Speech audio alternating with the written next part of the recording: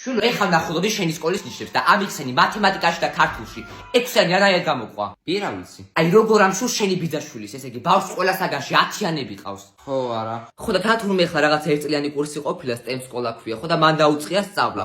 ესე იგი კომაროვის პროფესიონალები ასწავლია. აუდი და ხო იცი რომ ვერ მოვასწრო, თან მეორე სმინა ვარ და რანაირად უნდა მოვასწრო. არა კაცო, კვირაში ერთხელ ტარდება შაბათს ან კვირას, თან შენ სასურველ დროსაც შენვე შეარჩევ.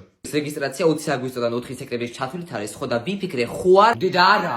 ხო და კაი მაშინ გახდეს შენი ბიძაშვილი ექიმი და შენი ჯექი მთელი დღე მოზვერივი და სკროლეს TikTok-ი, მაინც ხარა საქმე გაქვს. სხვათაშორის შენი ბიძაშვილებიდან ერთი პროგრამისტია და მეორე კიდე ადვოკატი და რა ვიცი, ერთი სულიერი ორ ნაბიჯს ვერ გაცდა. შენ ვინ მოგწონს? აუფლება ესე რომ მიბრუნებენას და მეკლიკინები. ჰა? სო დასჭილი ხა ერთი კვირა არანაირი ინტერნეტი.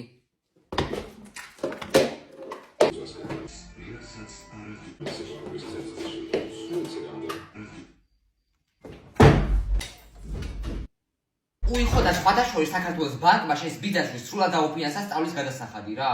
მოიცე სრულად დაუფინანსა? დიახ, გამარჯობა. STEM სკოლაში მინდა დარეგისტრირება და სწორად ვიყავ, ხო? რა ჭირდა თუ არ მოვიდა ამას კიდე რა.